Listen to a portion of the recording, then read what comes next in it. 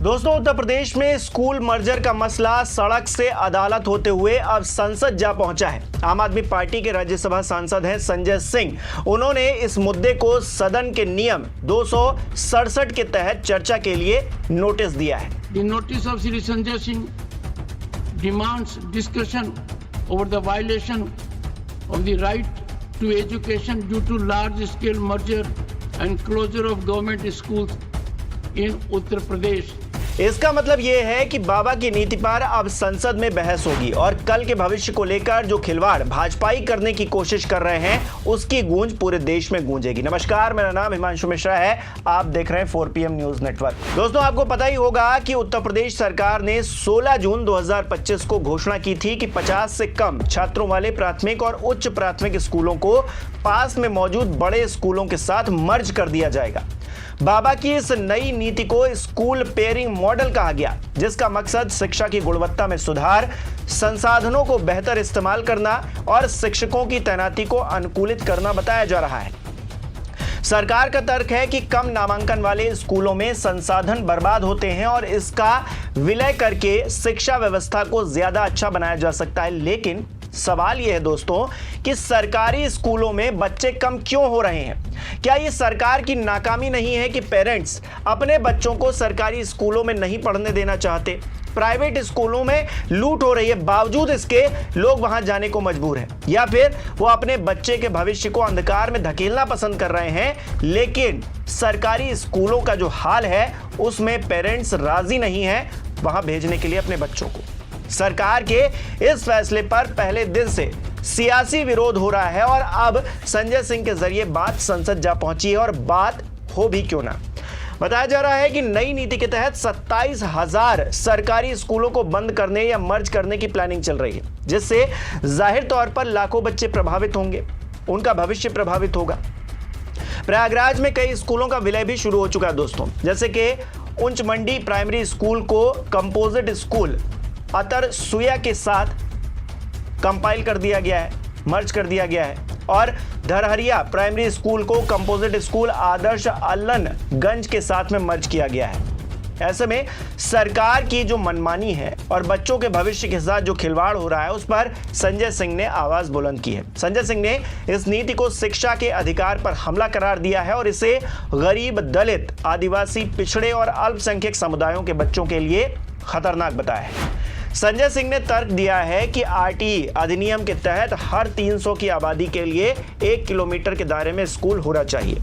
Merger के बाद बच्चों को 2 से 3 किलोमीटर दूर स्कूल जाना पड़ेगा, जो खास तौर पर छोटे बच्चों और लड़कियों के लिए असुरक्षित भी है और अव्यावहारिक है।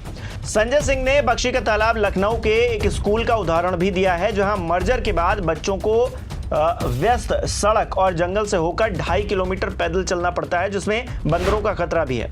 संजय सिंह ने बताया कि उत्तर प्रदेश में प्राथमिक स्कूलों में 1,93,000 शिक्षकों के पद खाली हैं और कई स्कूलों में एकमात्र शिक्षक पूरे स्कूल का प्रबंधन संभाल रहा है। सरकार की तरफ से शिक्षक भर्ती की कोई ठोस योजना न होने को उन्होंने विफलता करार दिया है। उन्होंने आरोप लगाया है कि ये नीति गरीब बच्चों को शिक्षा से वंचित करने की साजिश है और इसका मकसद बाबा साहब भीमराव अंबेडकर के शिक्षा के सपने को खत्म करना है। इसीलिए संजय सिंह ने नियम 267 के तहत नोटिस देकर इस मुद्दे पर तत्काल चर्चा की मांग की है संसद के अंदर, ताकि सरकार से जवाब मांगा जा सके और नीति की समीक्षा की जा सके और बच्चों का जो भविष्य अंधकार में किए जाने की कोशिश की जा रही है उस पर ब्रेक लग सके। आपको बता दें कि संजय सिंह ने इस मुद्दे को सड़क से संसद तक ले जाने की बात कही है और उनकी पार्टी ने स्कूल बचाओ अभियान शुरू किया है। इसके जरिए संजय सिंह ने अमरोहा, हमीरपुर और लखनऊ के गांवों में बच्चों और अभिभावकों से मुलाकात भी की है, जहां उन्होंने मर्जर के नेगेटिव इंपैक्ट को देखा है। आम आदमी पार्टी ने सुप्रीम कोर्ट में इस नीति के खिलाफ याचिका दायर करने की बात भी कही है। साथ ही पार्टी कार्यकर्ता पूरे सूबे में जा जाकर इस नीति के खिलाफ जन आंदोलन खड़ा करने की कोशिश कर रहे हैं। पार्टी की तरफ से बाकायदा 7500040004 नंबर जारी किया गया है और मिस्ड कॉल करके आंदोलन का हिस्सा बनने की अपील की गई है।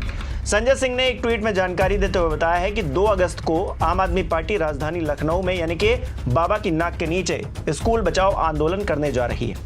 हालांकि सिर्फ आम आदमी पार्टी ही नहीं, कांग्रेस पार्टी हो, समाजवादी पार्टी हो, इस मुद्दे को लेकर सरकार को घेर रहे हैं। कांग्रेस नेता प्रियंका गांधी ने इस नीति की आलोचना की है और इसे आरटीई पर हमला और हाशिए पर रहने वाले समुदायों के लिए हानिकारक बताया है। वहीं समाजवादी पार्टी के मुखिया हैं अखिलेश यादव, उन्होंने इसे गरीब को शिक्षा से वंचित करने की साजिश करार देते हुए शिक्षा बजट को 10% तक बढ़ाए जाने की मांग की है। गौरतलब है कि बीती 7 जुलाई को इलाहाबाद हाईकोर्ट की लखनऊ बेंच ने सरकार से मर्जर से पहले सर्वे की स्थिति और इसके आधार पर जवाब मांगा था। कोर्ट ने वार्निंग दी थी कि अगर सरकार कोई ठोस तथ्य पेश नहीं कर पाई तो 1 लाख रुपए तक का जुर्माना लगा दिया जाएगा। हालांकि इलाहाबाद हाईकोर्ट ने 10 जुलाई को यानी कि 3 दिन बाद एक याचिका को खारिज कर दिया, जिसमें कहा गया कि लखनऊ बेंच ने पहले ही इस मुद्दे पर फैसला सुना दिया है। संजय सिंह ने हाईकोर्ट के इस फैसले पर हैरानी जताते हुए कहा कि बच्चों की पढ़ाई बचाने की उनकी गुहार को नजरअंदाज कर दिया गया। कोई स्कूल दे न सके जो वो सरकार निकम्मी है, बच्चों को शिक्षा दे न सके जो वो सरकार निकम्मी है, बच्चों को स्कूल दे न सके जो वो सरकार निकम्मी है। यानी कि दोस्तों, कुल मिलाकर अगर देखा जाए तो परिस्थितियां उत्तर प्रदेश के अंदर जो बन रही हैं बच्चों के भविष्य को लेकर, जो कल के भारत को संभालेंगे, वो आज अगर पढ़ लिख सही से नहीं पाएंगे तो फिर किस तरह से देश चलेगा, किस तरह से प्रदेश चलेगा, अपने आप में सवाल खड़े होते हैं। और विपक्ष के नेता लगातार इस बात को उठा रहे हैं। संजय सिंह ने संसद के अंदर आवाज बुलंद की है और एक आंदोलन खड़ा करने की कोशिश आम आदमी पार्टी की तरफ से की जा रही है। सरकार को घेरने की कोशिश की जा रही है ताकि सरकार अपने फैसले पर यू टर्न ले और सरकारी स्कूलों की व्यवस्था को दुरुस्त करे। सबसे बड़ी बात तो दोस्तों ये है कि सरकारी स्कूल में कौन पढ़ने जाता है। सरकारी स्कूल में गरीबों के बच्चे पढ़ने जाते हैं, जिनके पास पैसे नहीं होते हैं, क्योंकि सरकार वो व्यवस्था उपलब्ध कराती है कि आप पढ़िए आकर। लेकिन जब बच्चे पढ़ ही नहीं पाएंगे, स्कूल ही बंद कर दिए जाएंगे और मधुशालाएं खोली जा रही हैं, पाठशालाएं बंद की जा रही हैं। ये किस तरह की नीति योगी सरकार की या फिर भारतीय जनता पार्टी की है, ये अपने आप में समझना मुश्किल हो रहा है, क्योंकि भारतीय जनता पार्टी सीधे सीधे भविष्य जो कल का भारत संभालेंगे उन पर हमला है। क्योंकि बच्चे पढ़ लिख लें और वो कल को भारत गढ़ने के लिए आगे आए, ये हमारी नीति होनी चाहिए। एपीजे अब्दुल कलाम कहा करते थे कि अगर देश की तकदीर बदलनी है तो अपने बच्चों को शिक्षा देना शुरू कीजिए। यानी कि बच्चे अगर शिक्षित नहीं होंगे, आप स्कूल मर्जर करके, आपको चाहिए था कि और स्कूल खोलें। अखिलेश यादव जो बात कर रहे हैं कि बजट बढ़ाइए 10%, 10% नहीं 20% बढ़ाया जाना चाहिए, लेकिन हो क्या रहा है? आप देख रहे हैं कि मधुशालाएं खुलती जा रही हैं और पाठशालाओं पर ताला लगाने की तैयारी है। लेकिन अब संसद में बहस होगी और इस बहस से क्या कंक्लूजन निकलकर सामने आएगा? क्या सिर्फ सियासी हंगामा होकर ये बात खत्म हो जाएगी या फिर बच्चों के भविष्य पर कोई फैसला हो भी पाएगा? देश की सबसे बड़ी पंचायत में ये देखना दिलचस्प रहेगा। आप इस पूरे मुद्दे को किस तरह से देखते हैं हमें कमेंट करके बताइए। इस वीडियो को लाइक कीजिए, शेयर कीजिए और चैनल को सब्सक्राइब नहीं किया है तो वो भी कीजिए।